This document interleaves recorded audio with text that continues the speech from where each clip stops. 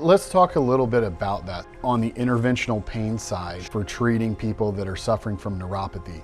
Using spinal cord stimulators, had several patients that I'd done these for neuropathy pain, and they were getting great results. It's important to offer your patients hope, have an answer for them, be willing to do something for them, just being able to offer them something different that's not an opiate or not a pill, offering something that can maybe give them long-term relief. That's important.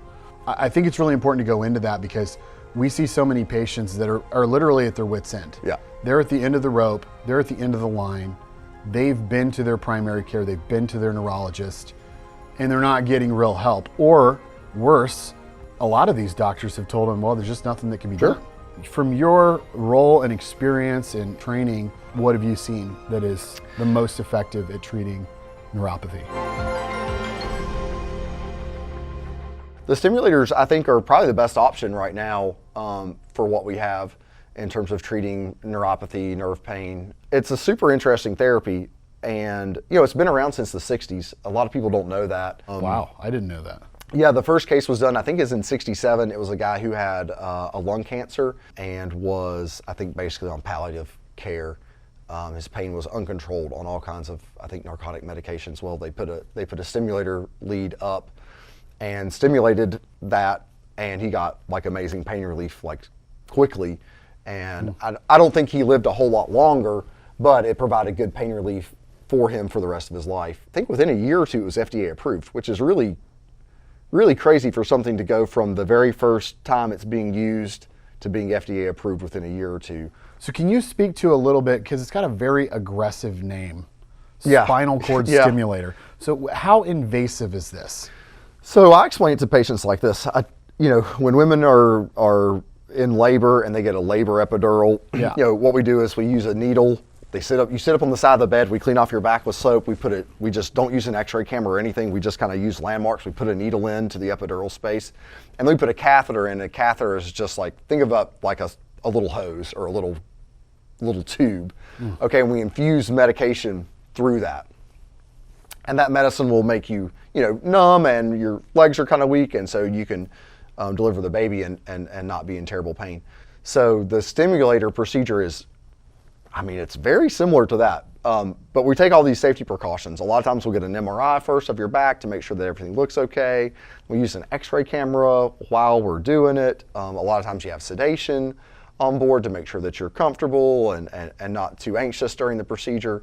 So, and it doesn't really take all that long. I find that most of mine are done within 15 or 20 minutes. And most of the time patients aren't any more uncomfortable than they are when we do a regular epidural or some of our other less invasive procedures. You got to respect that we are working around the spine and the spinal cord. Yep. And so you got to be careful. You got to know what you're doing. Like a bleeding risk is probably 1 in 200,000 versus maybe 1 in 50,000 to 1 in 10,000. Someone who's older and maybe they're on blood thinners or something like that. But the risks of those are incredibly low. We put you on antibiotics during the trial just to prevent any sort of infection, totally prophylactic. And people always want to ask about stuff like, am I going to be paralyzed? Am I going to have nerve damage? But I think that risk is incredibly low. I think if you were to have a serious problem with nerve damage or something, it would probably be a result of a bleeding problem or an infection in my mind. From the procedure itself, I think is pretty uncommon. Pretty minimal. Yeah. So the whole thing's pretty minimally invasive. Very minimally invasive. So walk me through. I don't even use an incision. We numb up the area with numbing medicine. I don't even make an incision. We put the needle in through the skin. So it sounds very similar to the trial's very similar to an epidural type. Correct. Very, very, very similar. The only difference is instead of injecting medications, we're putting a wire in. Yeah. I got it. Yep. Okay. Yep. And so how long is that trial typically? Trials are usually 7 days. We want to give the patient enough time to really experience it. And how long is the procedure? Procedure's like 15 or 20 minutes typically. That's really fast. Yeah. Okay. So 15 or 20 minutes, we don't have to use full anesthesia? No, we just give a little sedation. So there are patients who don't want sedation for it, understandably so. But most people, we give a little bit of, you're not going to go all the way to sleep, but we say it's going to help you relax a little bit during the procedure. We try to keep you awake, and part of the reason we keep you awake is there's safety built into keeping you awake. Because if my needle is or my wire is somewhere that it shouldn't be in your spine, you're going to tell me when you're awake versus when you're asleep. Then you wake up and all of a sudden, I have this terrible pain in my leg, or I can't move my foot or whatever. So keeping you awake has an element of built-in safety there for us as well. How do you judge whether or not the trial is successful? Is that on you? Is that on the patient? It's all the patient. People sometimes, I think, misunderstand the trial.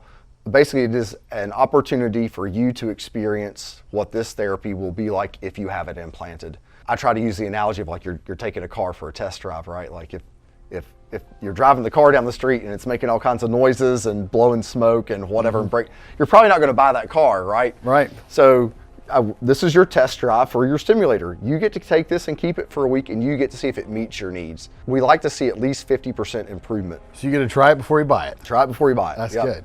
I think there are patients who come back and say, yeah, my pain's 50% better, but I'm walking more, I'm sleeping better, I feel better mentally, I'm taking less medicine.